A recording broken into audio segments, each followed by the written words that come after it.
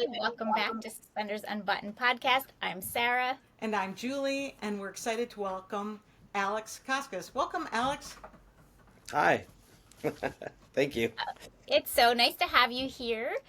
For those of you, not those of you, but for everybody listening, if they don't know who you are a producer, and we're here to talk about Villa Amore today and whatever else comes up. So, All right. welcome. Thank you.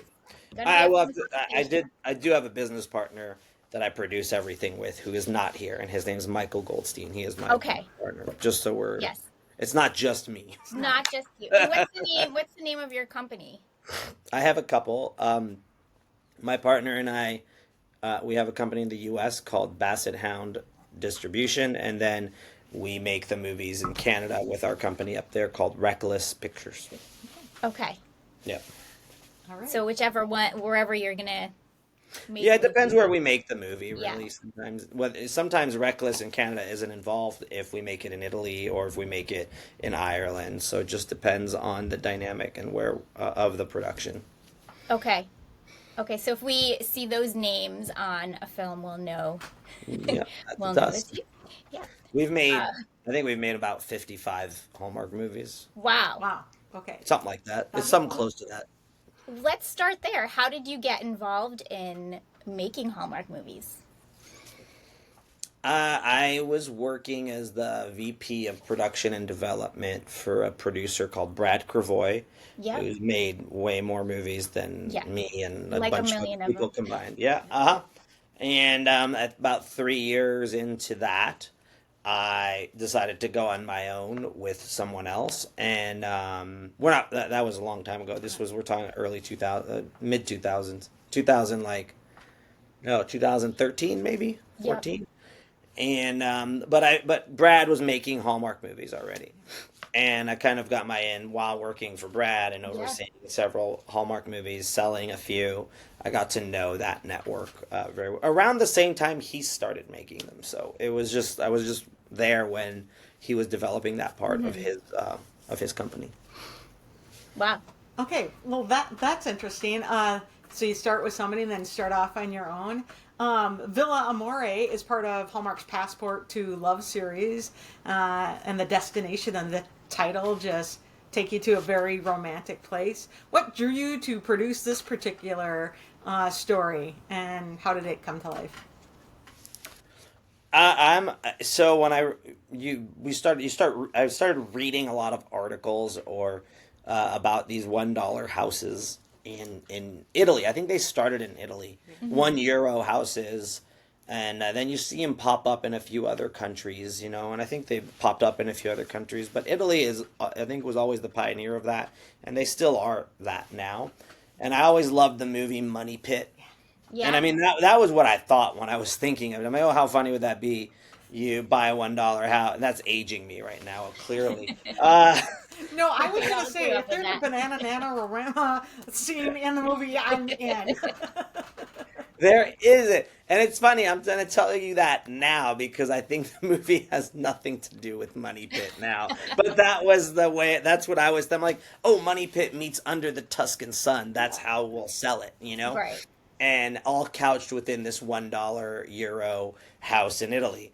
And if you read into that a little bit, there's a lot of like restrictions and rules when you buy these houses. You have to own it for a certain amount of time. You have to put in money to renovate. You have to stay there a certain amount of time. It's just, there's a lot. It's not as easy as just give them €1 and Right. that's it. No strings Yeah. attached. There are a lot of strings.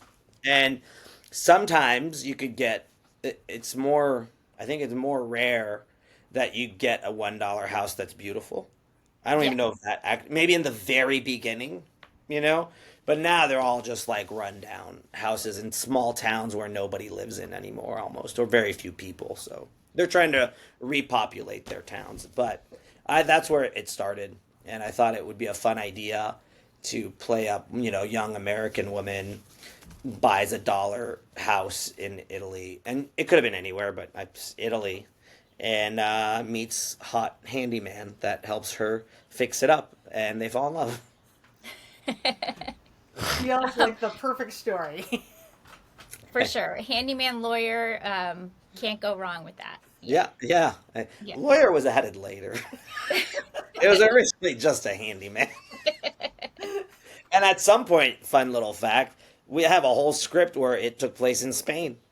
Oh my. That was part of the development. They switched it to Spain, and we tried to do Spain for a little bit, and then it didn't work. So then, because I think Hallmark had something in Spain, they said, "Oh, let's switch back to Italy." So then Okay. we switched it back to Italy. Now, you were telling us earlier, and Claire mentioned it too, that this is kind of it took a few years to get off the ground and actually make. Can you tell us a little bit about that journey? Yeah, that took. I think we probably sold it to the network in 2021. I Okay. think. And that's a long time. I mean, I think in my experience, 4 years from selling to airing is a while. I know that's not long in like the studio world, but in this like in the Hallmark TV movie world, that's a long time.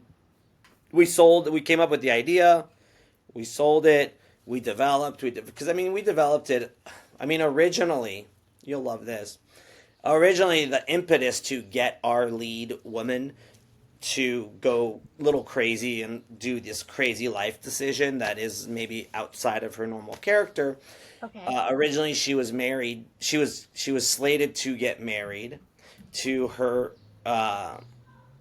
fiance, and he calls her and he says he's in love with another man. Oh no. That was the original impetus to get her to be like, "Oh my God, what's wrong with me? Yeah. What's going on?" Yeah. So then that makes her turn her life, because I do think for somebody to want to do that, you need a Something pretty big big. you need a big life pusher, something that's going to make you do something Yes. you're not normally going to do. And you needed something big, and I hope it works that what we have now. I think what we have now works, but I always liked that Right. Yeah. that version of it, and it didn't stick. Well, I think that would definitely send somebody off on a a Right? big Yeah. adventure. Yeah. Yep. It's time But for that an was the adventure original. and a That new was the life. original. So it goes through all these different story incarnations, and then we tried Spain, and then also internally at Hallmark there has been a little bit of like Yes. different in that amount of time. There's been different people running the company and Hmm. different executives. So when it starts with one executive, and then they are either go from rom-com to the Christmas team, so then now we get a new executive, or there's a new head of Hallmark. And I'll be honest, I'm surprised this project survived so much friction and change from over there, Yeah. and it got made, but it did. But I think that's part of the reason why the journey took so long, because there was a lot of changes Yeah. and internally at Hallmark, for better or for worse. They just changes that happens Right. everywhere. Yeah. Yeah. Right. And then as things change, their vision for your idea might change along with Yep. it. And yeah. That's why you go from Spain back to Italy, and Yeah. Yeah. yeah. Um, when you're producing a film that's going to be filmed abroad, well, what are some of the things that really impact you as a producer? What are things you have to consider when filming abroad, and how does it influence even the storytelling? I guess it depends where abroad. But that I think that. Well, let's start with the first part of your question, how it influences like when we go abroad. I think you want to go to a place. Sadly, this is the truth everywhere. Tax credits are Yeah. important. Yeah. Yeah, I mean, because it is, can you afford it for the money that we have? And that's the first place where you make the decision, like, where can you afford it? And then if you have to change the story accordingly, like if Greece made more sense, we may have bought a $1 house in Greece, but in this case, Italy had changed their tax credit recently, very recently, and they've increased it, so it makes it a bit more affordable to be able to make these movies on that budget. So first would be affordability, I think, and tax credit. Secondly, I think it's like crew base, and like what do you have, and then language. Nothing's wrong with a language barrier, but then you start thinking, do we need translators? Do we not? Yeah. That's why I say it depends where you go. Italy is like right in the middle. I think there's enough people who speak English, but I think we would have benefited with a translator for one or two people. that we had, but we didn't end up doing that. It didn't hurt the movie. I think it was just it would have helped more. Right. Yeah. Because I think everybody understood what we were saying. It's just sometimes there's like, uh, our head costume designer, thank goodness her assistant spoke a lot of English, but I don't think she spoke English at all very much. So we always had to talk through some. So it would have helped to just have at least one official, but enough people spoke English very well, and they would be like, they would wear multiple hats. They'd help. Oh, hey, can you tell her to do this? And like, oh, okay. So it just so language barrier is another consideration, I think, and how you deal with that and how you manage that. Now, do your production companies do you have your own team Yes. that you always work with? So then that changes if you have Well, to in what sense? production team, I guess, like the In everybody. Canada, we have a Yeah. lot of repeat, Okay. cinematographers. Yeah. We have a rotating group of two or three costume designers, location managers, and first ADs. We have a rotating group that we know can deliver. But that's another thing. When you go abroad, I will say we've made 5 movies in Ireland. I do have my favorites. I've worked with the same costume designer in Ireland 5 Yeah. times. I've worked with the same makeup person there, hair and makeup, like probably 3 or 4 times. So I will say that eventually, if you repeat somewhere, you start finding your favorites. Right. You find the people you work well with. Yeah, Yeah. Okay. that are good, that are actually Yeah. good at their job. Right. Yeah, because that must be a little bit nerve-wracking to have to go in and kind of find a team that you don't know anybody on, where you have to depend on these people to bring your vision, Oh yeah, bring your vision to life. So that's always the nerve wrack. I would say going into another country, and you can't. These movies aren't. The budget's not high enough to be able to bring in the people you want, yeah, right? And plus, I think part of the fun of working in another country is working with another culture. So you don't want to bring in everybody. So that is a bit of a high stress level of like, oh man, I hope that whoever we pick is. And you do, you see their work. You can watch yeah, their movies. You can do all the research you need to feel comfortable. But at the end of the day, you still don't know how you'll jive with them or how they'll jive with the director or other people. yeah, makes sense. So walk us through your role as a producer. So let's use Villa Amore as the example. Like what do you do? So that's always, I think every producer would actually, a lot of producers would answer that question differently. I think that's Yeah. why the job of the producer is kind of, it's not super clear. And in different parts of this industry, they do different things. Like if you go Right. to the feature world, they're different than the TV world. But to answer your question, me and my business partner, we come up with the idea or find the idea, the article, the book, the the script, any how whatever form it comes, or come up with it ourselves. In this case, it was something we came up with, and then develop it with a writer. Find a writer we like, develop it with them, then sell it to the network, then keep developing it, and then eventually, when it gets greenlit, if it's in Canada, I'm just saying, if it was in Canada, I have a whole team up there where we do everything.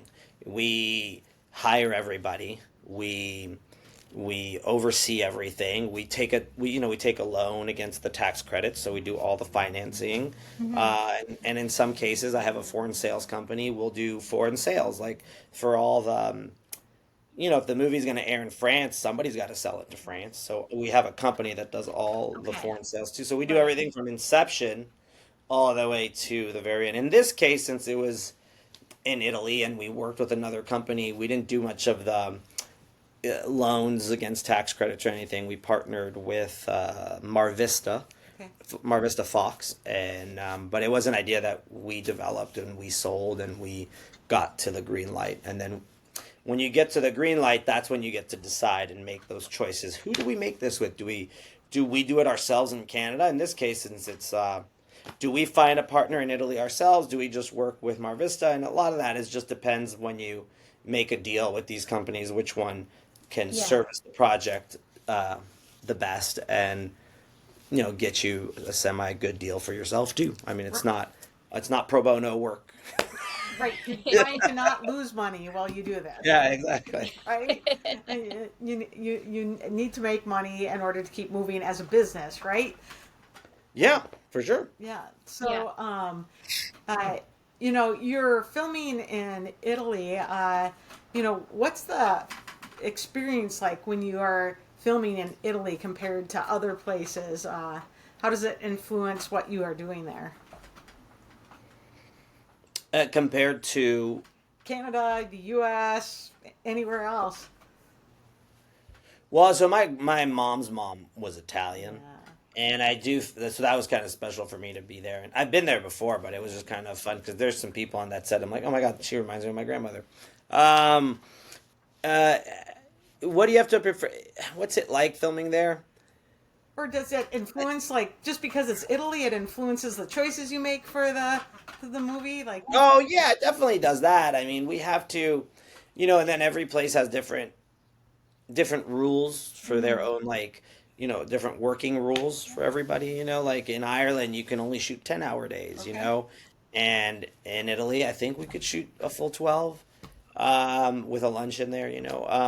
But there's different. You just kind of learn the different rules that every employee or every worker has that they follow. But I think I liked filming in Italy. Italy's different. It's very everybody smokes. Everybody rolls their own cigarettes, and they were all smoking. They're like the guy was like literally. Our camera guy was at the camera just with like a little cigarette dangling from his lip, just getting it. So they're much more, which I don't care. To each his own. They like the craft services are different. That's another little thing. When you go outside the U.S., everybody's so used to we overfeed our crews Yeah. in North America. We just give them so much food, and they're so used to it. They're like, oh, we get breakfast at this time. When does the snack come? When's lunch? After lunch, we get hot snack. And in between all of that, there's always craft services with a table full of food and snacks at the ready all the time. So they're eating all the time. In Italy, you have breakfast, and then their version of craft services is an espresso maker and like a handful of pastries. And that's it. And nobody really eats. They just kind of get through their day, and it's crazy. But similar in Ireland too. Oh, that's interesting. You would think that it would be like, I don't know. they smoke of and food. drink coffee is how they survive. Yeah. I will also say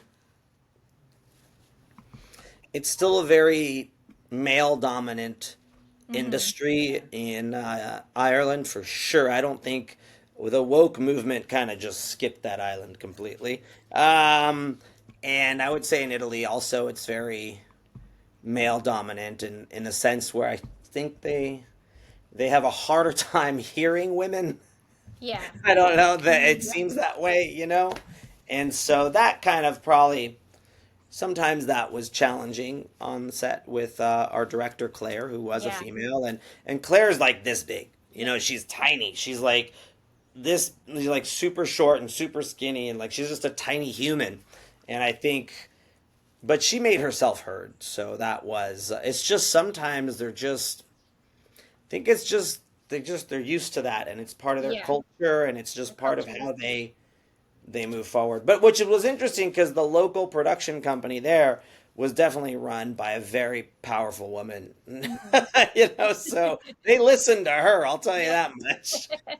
Sometimes, Uh, sometimes in those settings when it's that male dominated of a hierarchy, when there is a woman in power, there's no pushing those buttons. You're not going to get away with anything. Right? Yeah. Yeah. So I would say that's a little different culturally. I think I can't speak for a lot of other places. We've shot in Norway. That was pretty that wasn't I felt like that was pretty well balanced, like gender balanced, I guess. But I think when you go to like more European countries, probably like France and Italy and Ireland, and I just feel like there's a bit of a. It's definitely not what we're used to in North America. Right. Yeah. Okay, so we know that you had your own Hallmark story while making this movie in Italy. Do you want to tell everybody about Sure. that? Yeah. I got engaged on this Yeah, movie congratulations. to my fiance of 4 years, and there's a funny kind of full circle story surrounding that. The director Claire and I worked together about 4 years ago in Ireland for the first time, and we did not hit it off very well at all back when we first met each other. And but we got over our hurdles, and eventually after our movie was done in Ireland in 2021, she kept saying, "Hey, who can I introduce you to? Who can I introduce you to?" And she introduced me to my now fiance Kaylee. And cut to when this movie got green lit, and I was like thinking of a proposal. How do I propose? I was thinking, oh, Claire's going to be the director. It'd be nice to kind of propose while we're in Italy because she'll be there and she introduced us. And so I started making plans accordingly, and we went away for one of the weekends when we weren't filming to Florence. Yeah. And so I was madly communicating back and forth with the concierge at the hotel to make sure they could get everything ready and set up. So I proposed there, and then finished the last week of filming afterwards. I love that. So you ran away while you're filming and proposed, got engaged. And when I packed that ring in my carry-on, I was like, oh man, I guess they could. What if they took it out at TSA? And so Yeah. I put a little note on it, and I said, this is for an engagement. Please be discreet. But I was fully ready to propose at TSA if I had to. I was. Just in case. Yeah. Yeah, just in case. I'm like, I'll do it at TSA, and I'll hold up the whole line. I don't care if I have to. I'm not gonna. If they ruin the surprise, Yes. we're gonna do it. Right. Not quite Florence, but Yes, Also, you probably get a huge round of applause. yeah. Yeah. probably. Say, but Florence, I mean, you're in Italy. You're making a romantic movie and get to orchestrate a romantic moment too. I'm congratulations to you and your. I Well, know. thank you. It is my second go at it. I was married prior. I have two kids from my first marriage, and their mom and I get along. But this is my second go at it, and I think it'll be a good one. So, Good. Good for you.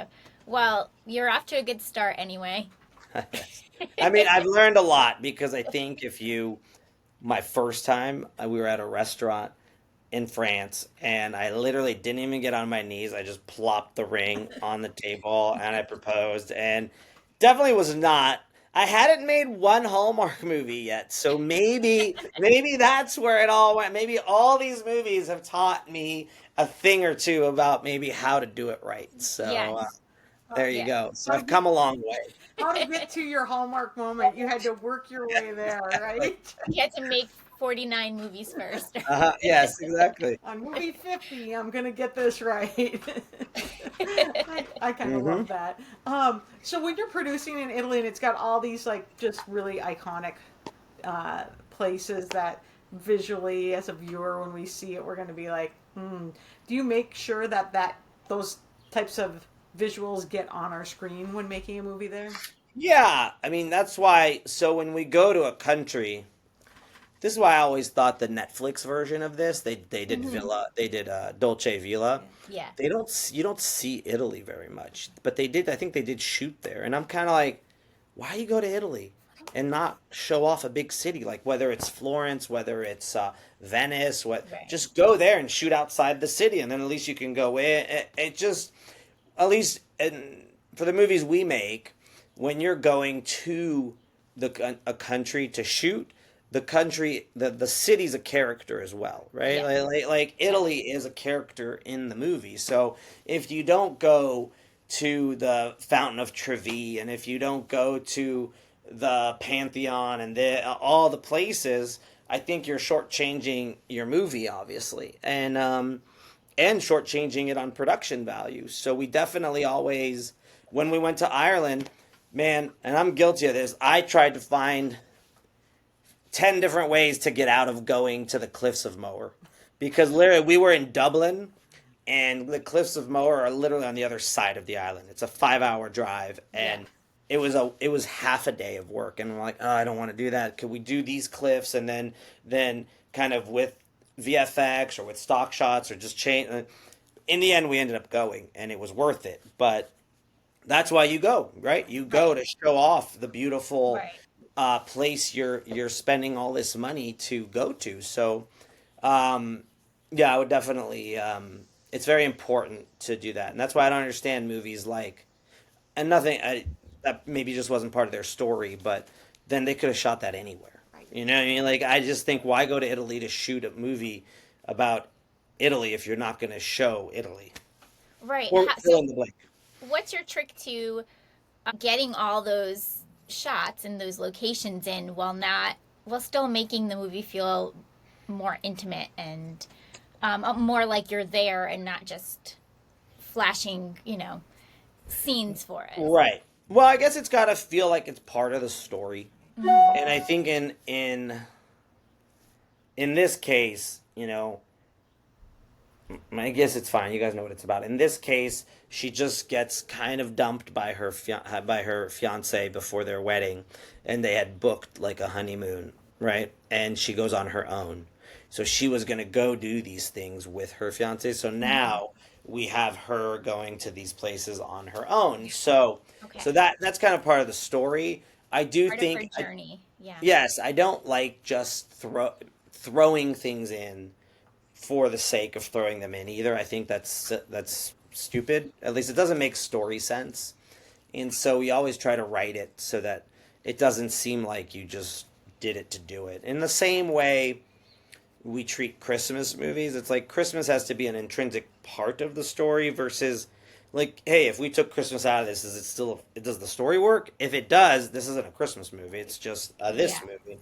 So you want to try and find ways to incorporate all of and we have a lot of like little fun Italian traditions and Italian little things that we've interwoven into the story to make it feel like it is part of the story. So I definitely think it's important to make sure it feels like it makes story sense. Right. Because you're in Italy and as Americans, it just feels so romantic to be there. If you're going to each of these spaces, does does doesn't that just help up the romance of the story too? I think so. Like I think that's the like you want our leads to have chemistry. I do believe they had very good chemistry in this movie. That's not always the case. I will say I've had a movie. I've had more than one movie. I will say where I don't know if the leads had the best chemistry. Now chemistry can be helped with music and with different Yes. things when you're going through the process. You force it in there, but I don't think they had good chemistry. They got along. They're very nice people. They're very friendly in real life. It's not, and they're not hard to like.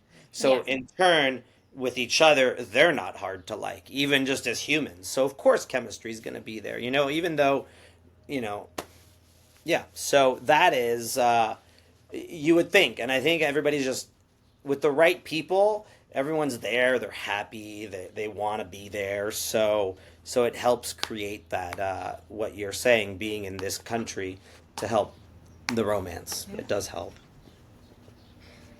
What do you think? So, Villa Amore is part of the Passport to Love June movies. What do you think will make this movie stand out? Not just for these new movies being put out, but maybe even from other destination movies you've done in the past.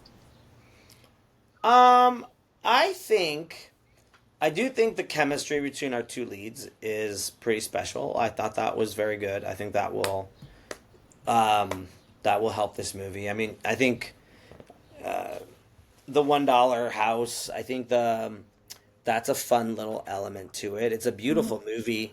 like just forget just being in Rome when we show her in Rome, just the villa that she buys for $1, the countryside. There's just a lot of very it's a beautiful movie, I would say. So, and I think that's not always, look, when I shoot in Canada, we do see the same locations a lot reinvented. I think you won't see that in this because it will feel all very different and new and original. Right. And the writer did a very good job, and her name is Betsy Morris. She's written a lot for Always chatting with somebody, yeah. Yeah. So you talked about your leads. Your leads, you have two very strong leads. Or you have Eloise Mumford and Kevin McGarry. How'd you feel when you heard those were going to be your leads? I was excited. I know that Claire had worked with Eloise Yeah. twice, I think, before. I think so. And she said some very great things about her. And Kevin, I know from When Calls the Heart. I don't know if I'll be honest with you, I don't think I had worked with him before. Mm-hmm. And but he was a gem to work with, and it's nice when people are easy to work with because that's not always the case. It's more often the case than it's not, but sometimes it's not always that, and it's they're just not as easy. So I was excited, but no matter what, you're always nervous at first because even if you like the actors and even if they're like huge, you don't know what it's gonna look like when they're on camera. You don't know if it's gonna if their chemistry is gonna click, and so even if I love them or even if I hated them, I'm still rooting for man, I just hope it works on camera. Right. Yeah. You just wanted you want to bring the story to life and make it work. Are you ever involved in the casting process as a producer? Yeah. Look, Hallmark has their leads that they like. Yeah. Sometimes we give input and sometimes they listen and sometimes they do what they want and it always seems to work out. So it's and I think we have a bit more input too, like when it comes to number 3 and below, I think, so I mean the director has input, we have input. We usually with the director will pick who we like the best to put forth for the boyfriend, for the grandmother, for the and we'll just say who we liked and if there's somebody that we really want to fight for, I've fought for people and I've won some of those battles and I've lost some of those battles. And sometimes who I wanted didn't work out and sometimes who and the choice they wanted worked out way better. So yeah, right.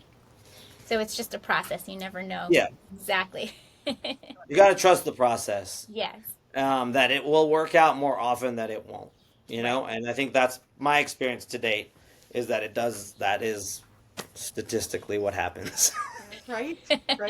Well, with the clips that have been released by Hallmark so far, the clips look amazing, and Eloise and Kevin, who play, are they Liara and Leo in your movie? I believe that's what it's listed out as. Yes, Liara and Leo. That's correct. Their scenes look, what the little bit we've seen look amazing. What do you think is something that people will notice right away about? Well, you forgot one other great actor in the movie. We have a donkey in the movie. Yes. That is What's Bocce? Bocce that comes with the villa that she buys. So he's awesome. I sent you a picture with me and Bocce, I think. So we'll have to put that up. I will get that in there.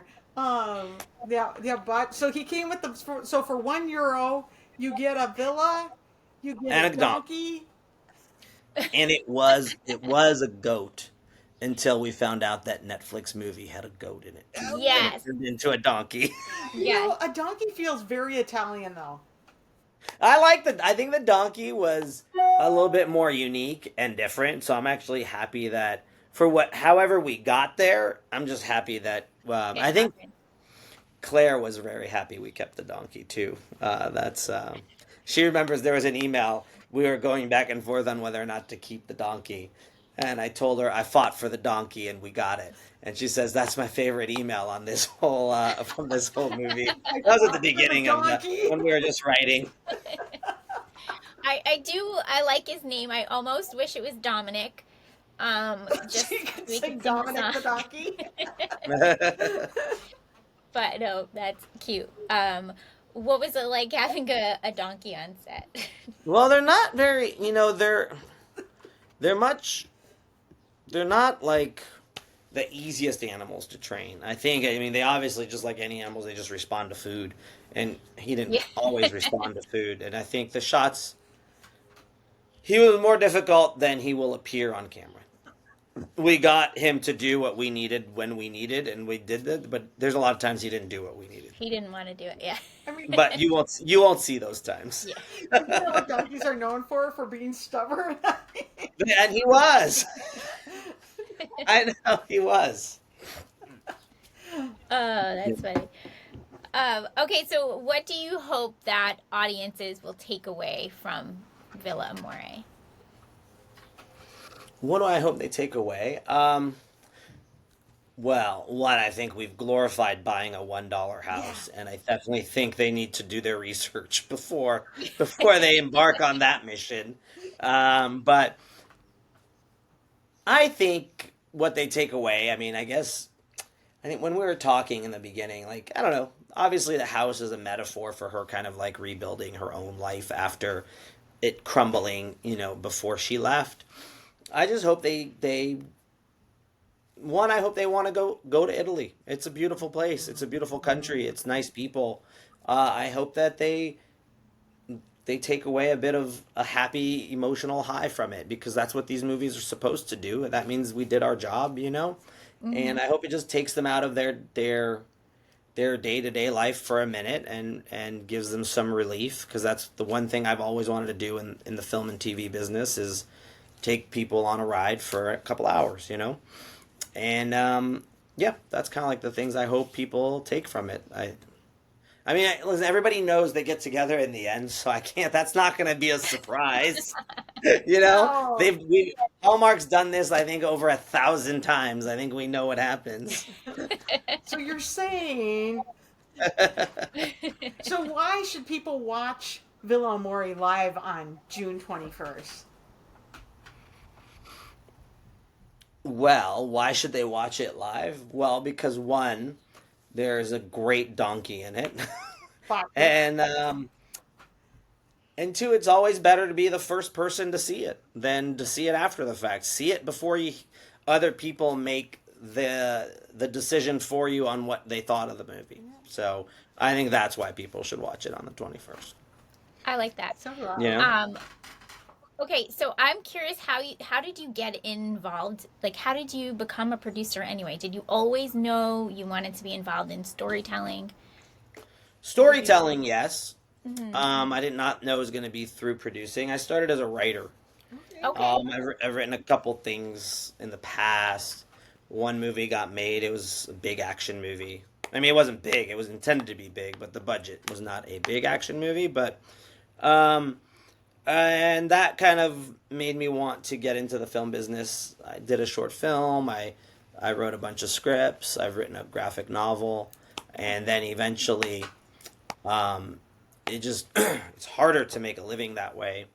It's not why, but I do think then I kind of transitioned from that. I was writing and then working as an assistant to different agents for writers, and then eventually. Originally, I was going to be an agent, and then Okay. I transitioned into working for this rather pretty famous independent producer. His name's Avi Lerner, and I've learned a lot.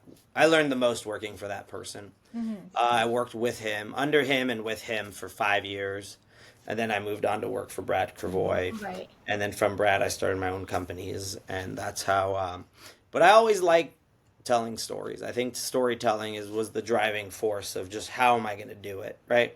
Am I going to do it through writing? Am I going to do it through producing? Am I going to do it through, it just depends. So I got there this way, and I think the background in writing helps me be a better producer because it helps you develop better story. And I'm an English major too, so it just all that background I think helps you be better at developing story. So Right. Right. When you understand story, then you can, yeah. yeah, Um, make it that much better. so I love all the pieces to producing. Like for somebody who doesn't want to do the same thing all the time, I love that there's so many pieces to being a producer. What parts of producing do you get like the biggest reward from, or gives you like the biggest like yes? Oh, that's a good question. I think it's not to, there's a lot of different pieces and it depends on the project. And I say this because sometimes, for one reason or another, you get a script greenlit and maybe it's not the best script, and so you're not as excited about the script. So then you kind of find something else. Okay, what else am I? So then maybe you get excited about the financial model because oh hey, we'll do okay on this one, or maybe you get excited. It's just different aspects. Oh well, I've always wanted to work with that director or this actor, and like so I think it just. Or sometimes you get super excited about the script because, oh man, this is awesome. And I have a few of those that I was like, I love this script. I love this script. And then you get excited to see it happen. And I think that's the beauty of this. I do love the whole process. I'm not going to lie. It's just on different projects, I love different pieces of the Right. process. And sometimes I love all of it. I just like the idea that nothing existed prior. And at the end, it's like being a magician almost, right? I know this is maybe glorifying it a little bit, but it's true. Nothing existed prior to you getting your hands on something or coming up with the idea or finding a script. And then you herald the project all the way to it like it's a thing now. Like you made Yeah. a whole story and it's released out into the world. And then so sometimes, just depends on the I like the whole process, and on a per project basis, I like different aspects of it, or sometimes all of it. It just depends. Does that answer your question? Yeah. I'm not trying No, to I, avoid I it. actually It is just I love that answer. That sometimes it's the whole thing, sometimes it's different pieces, Yeah. different Agree. projects have different things, and sometimes it might just be that you got the donkey. yeah, 100%. But I will say this: if you're not excited about something, you're Yeah. probably doing the wrong line of work. Yeah. There's always something that I have to clamp onto Right. that will make because it's hard. It's hard work, you know? And it's like every movie requires you to do a ton of paperwork for the tax credits with the government, for music rights, for that. It's just a lot of stuff. It's just a lot of stuff to get to the end product. So you better find something along the way that sustains your excitement to Yeah. the end, right? And then want to do it again. And I do think that's very important to always have something or more than one thing, but something always has to excite you about the process. Right. Okay, so there's so much that goes into producing movies. But what do you like about being on set when you're filming? Uh, I like working with people. Mm-hmm. I like when if I'm going to another country, I do really love the process of working with another culture. I Yeah. think you can be a tourist in another city or another country, and that's an aspect to experience the country. But I do think a real way to experience another culture is to work with them. Yeah. Solve problems together. Figure it out together. And I think that's a pretty unique aspect to that. Being on set, aside from that, it's working with people and trying to solve problems together. And but I love when a new problem comes up. Even my partner and I, Michael, when something new comes up that we've never dealt with, and that doesn't happen as much anymore, and we look at each other like, we haven't dealt with that one before, and then we just start talking about it, and it's kind of exciting in a weird way because Right. it's new. But when Right. something else like, oh, that person's trying to do that, oh, we remember when we dealt with that on, and then fill in the blank, and then we kind of know we have a framework of what we did in the past, and we'll do it this time, maybe a little different. So I like that the kind of interacting with people, working with people, solving problems with people, and then all working towards the same goal. Yeah. It's all a team effort. It's not all one person. It's all a group of people. Right, right. And all right, so are you on all your sets, or are you only going when it's, you know, Only when I'm getting engaged. Yeah, that's it. only when you're planning big Hallmark moments? Yeah. No. So we produce.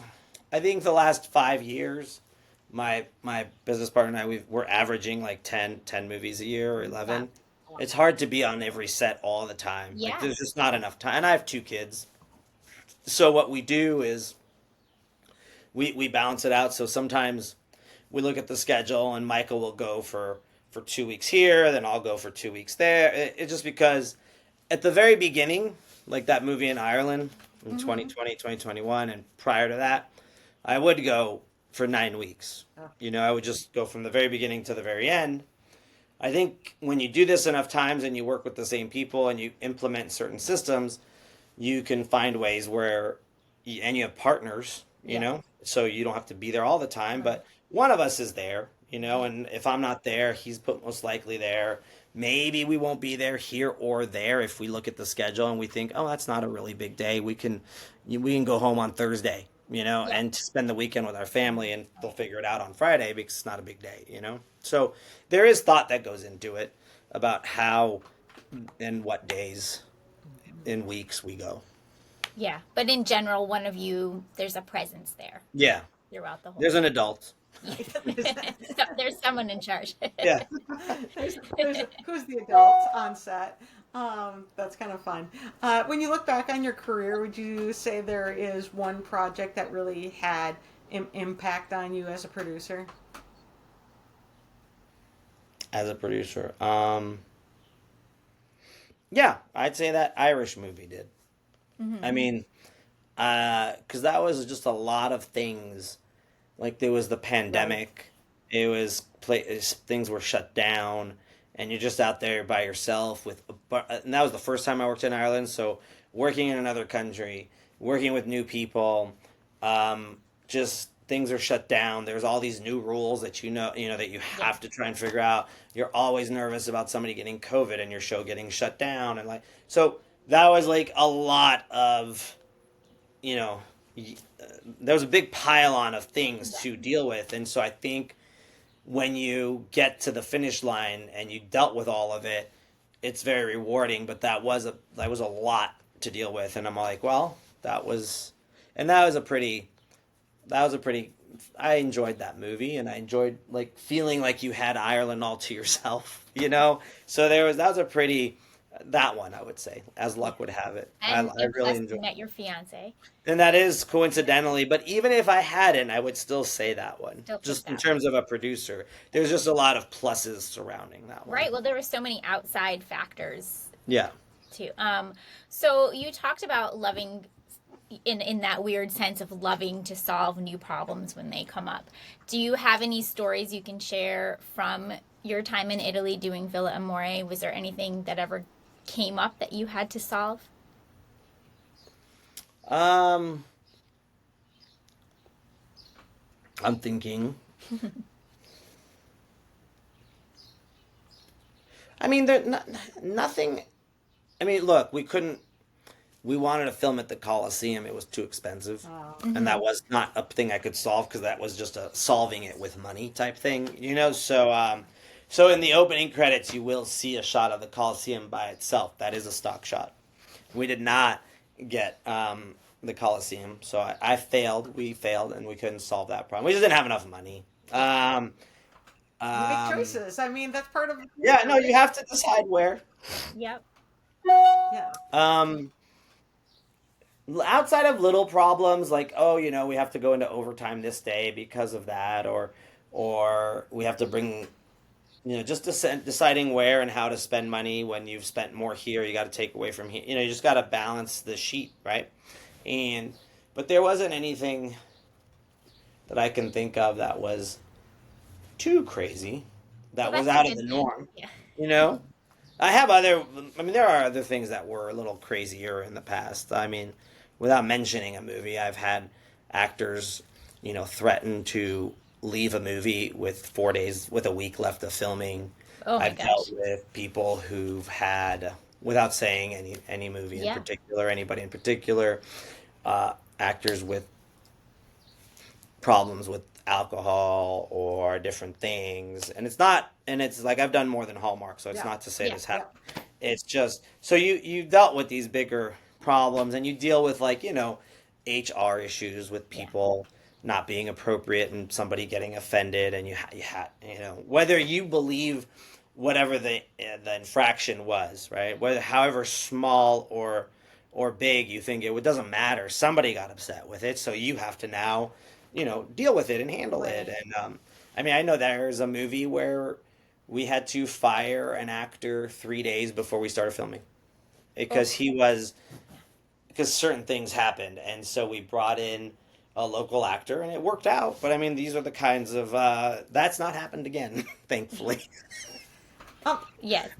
so do you ever have anything go surprisingly well? Like, oh my gosh, I didn't think that was going to take that little time or go that well, or that worked out better than I expected. Yeah, that happens. That happens a lot too. It's not always about problems. I mean, problems are the easy ones to remember. Right. It's almost like, when you go gambling at a casino, you tend to forget your losses. You just remember all the times that you win, right? Yeah. Yes. But yeah, things go well, and those. I'm trying to go back to. Dang. We did the Santa class. Oh, she's gone. What happened? I don't know what happened. We'll just keep Uh, talking. oh yeah. She'll pop back. That's right. You Um, did the Santa class. You've done a lot of really good ones. yeah, that one I liked a lot too. I'm just trying to think if there was any big issues there. Trying to think of back on a few movies. No, I mean, sometimes they just go well, and you're not dealing with anything out of the ordinary, like just, making sure the constant thing you deal with is just making sure people, don't go outside of this tight little box you have to play in Yes. terms of your budget. If nobody's there telling everybody they can't go into overtime, they can't do this, then that's when you can get a runaway production Right. and people are just doing whatever they want. So I think it's just the discipline of doing the same things over and over to make sure you don't have big problems is really where I think producing comes in too, just to make sure you stay on track. Yeah. That Big makes a lot problem of sense. producing isn't fun. Right. Small problem producing, that's the job, just to make sure the vision is captured the way it should within this framework, you know? Right. Right. Is there a particular kind of story or genre that you haven't had a chance to bring to life that you'd like to? For Hallmark or just in general? It could be anything. Yeah. Yeah. Well, I've wanted the reason the producer that I look up to that made me want to make movies is Jerry Bruckheimer, and he makes just massive, big budget Yeah. action movies, and that's the Right. movies I grew up on and that I wanted to make. I have not made one of those yet. Ideally, someday, I'd like to make a big action movie. Yeah. So, Well, I feel so like that that's would be your a lot of dream fun to me. project? Say that again. That's your dream project? Yeah, I mean, I have a few that I'd like to make, but I mean, that just a big action and a series, like a big series. But I mean, in terms of movies, I'll stick to just a big action movie. It would be kind of fun. Have you done a series before? I worked on the first season of When Calls the Heart when I worked for Brad Kervoy, Okay. and I've sold a few that never got made. We have a series right now at Hallmark that is. It looks like everybody likes it, but I can't say too much other than that. I just think that we just turned in another step. Like it's slowly moving in the right direction, Yeah. but you never know. That's the thing about So series. fingers crossed. Yeah. It takes a lot of time to get to it being on television. So, but when it's there, it's fun to tell. That's the thing about series is it's long form storytelling, so you could tell a much bigger story. Yeah. And that's fun. You could explore so many more characters and you can tell longer and bigger arcs. So I think that's the nice thing about series is that you just have more to play with in Right. terms of story. Right. Well, you really get to know the characters, and Mm-hmm. yeah, Yeah. you're invested.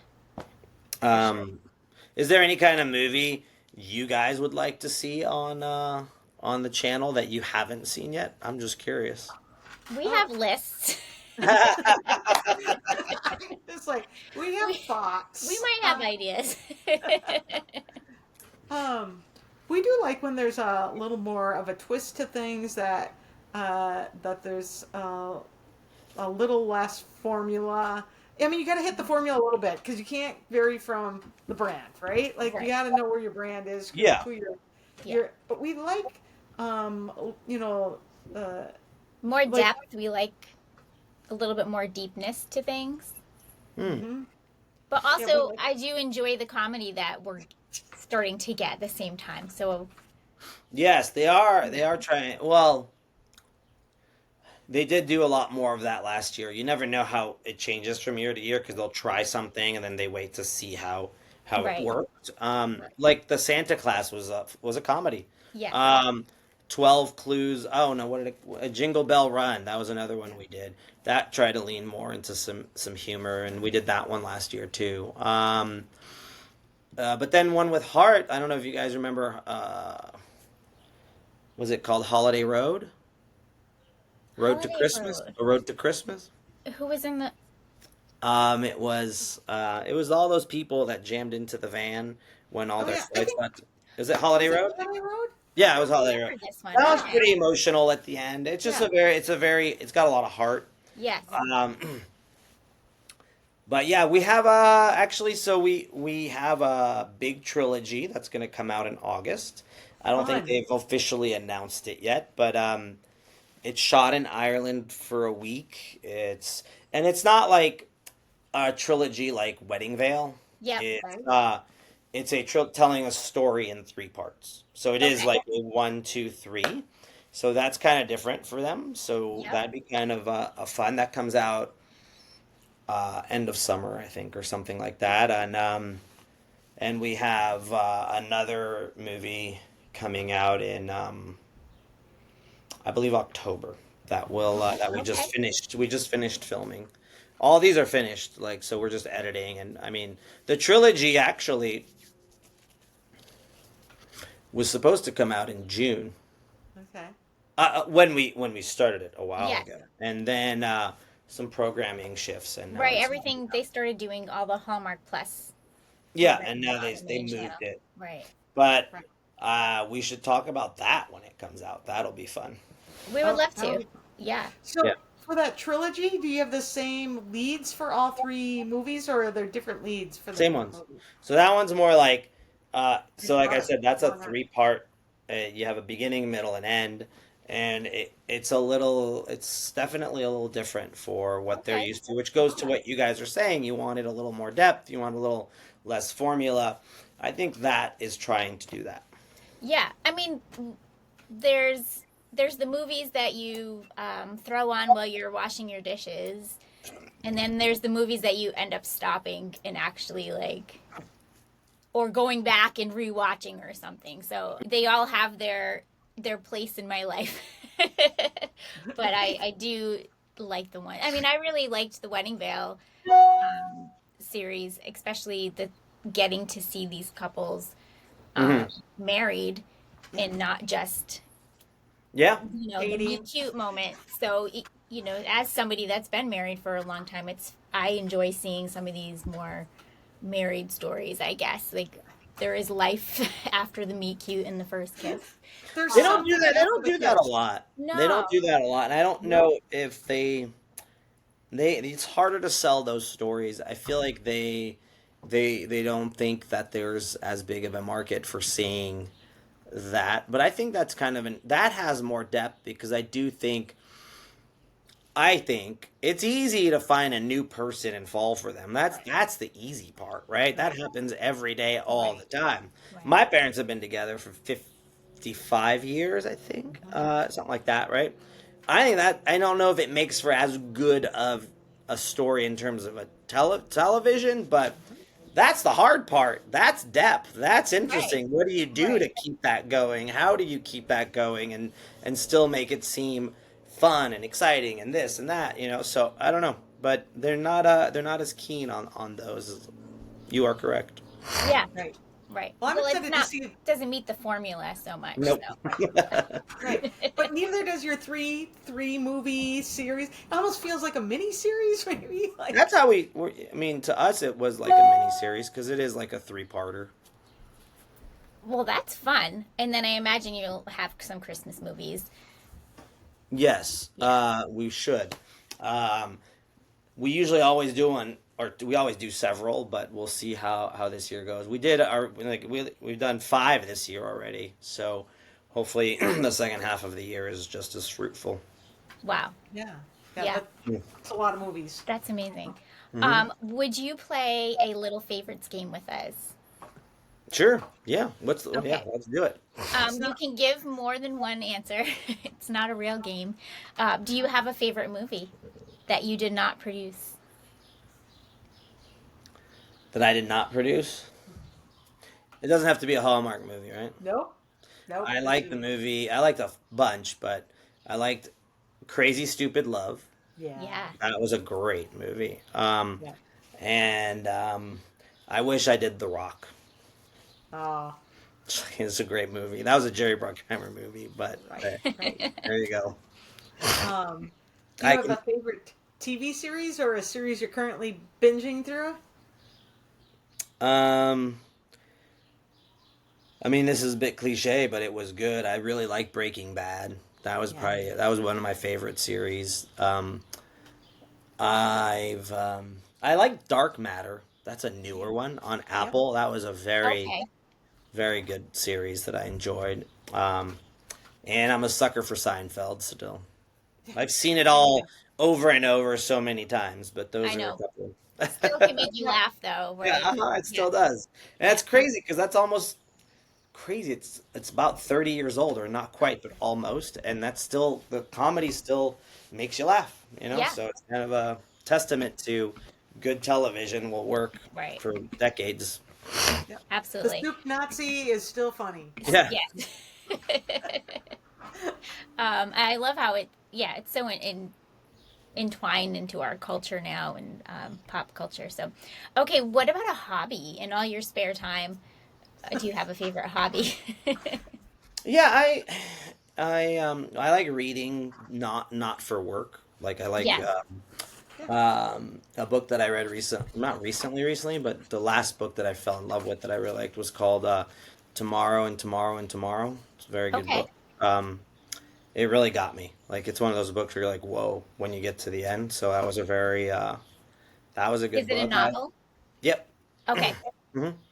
Um, and I love baseball, so I will go to see the Dodgers play a lot. I have season tickets. I do that with my kids. I do that with friends. I do that with family.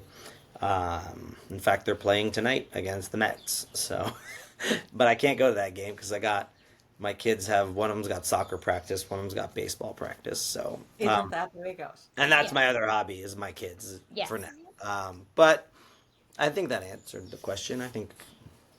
That's Oh, I collect sports cards. I used to collect cards when I was a kid, okay. and with my brother. I have an older brother, and loved it with him. We'd go to card shops, we'd go to card shows. Stopped doing it forever. My kid was, my kids were kind of into it, but not really. And then we went to a card show. I bought a couple boxes. We started ripping packs, and then I'm just like, they just got the bug again. And so now Yeah. for the last year and a half, yeah, we go to the card shop, we get boxes, we do this, we do that, we send our cards off to get graded. Like, yeah, we're kind of sports card nerds a little bit for that. I think that's Um, fun. yeah, That's another and that's a fun thing to do with your kids. Like, Yeah. being a Yeah, sports card nerd is. it's how I got all my. When I was a kid, it's how you learn about sports. For me, it was because it was pre-internet and all that, Yeah. right? So you'd pull a card and you're like, oh, he plays for so and so, and then you turn the back of the card and you're like, oh, he's played in the league for 5 years or 7 years. Oh, he's averaged 20 home runs or 40 points per game in basketball. What you could, you look at the back, Yeah. it's got all their statistics, where they've played, what team they played for, how they did, and yeah, that's how I learned about all the sports, even the ones I didn't play. Yeah. So, and I think it's a really fun, it's educational at the same time. Granted, just very myopically about sports, but it's still a fun educational fun hobby to do with your kids. Yeah. I actually think my husband's cards are somewhere in this closet that I'm in. I might have to dig them out. uh, from Welcome when to he was a Sarah's kid. closet. Yes, Yeah, I'm in my closet. that's all um, right. yeah, Julie, you're up, I think. Yep, yep. So, do you have favorite music, like a band or a singer, or what's your favorite song? Uh, I do like Pearl Jam. I think that's Yeah. very, again, that ages me a bit. I try to go see them every time they go on tour at least once. A very close family friend of mine, that was his favorite band. He passed away about five years ago, and I liked them before. He introduced me to them, so I try. I always go. The Pearl Jam, I would say, is my favorite band. I also like a group out of, and this is all because of my fiance, out of North Carolina. They're called the Ava Brothers. Okay. Avett Brother. I don't know if you've heard of them. Avett. They're like folk. They're two Okay. brothers who sing kind of like folk music a little bit, but it's pretty catchy. And she introduced me to them, so now I know their songs, and I listen and I like it. So those are music wise. Yep. Do Love you have a that. favorite Pearl Jam song? Yeah, there's a few. Well, I like Sirens. He Uh-huh. never plays it at a concert. He must hate Oh, that song. I've never, and I follow him on Instagram. Every time they post their playlist, I'm actually just curious. Did he play it even in another? I have never seen him play that song or post it on a playlist. But I like Sirens.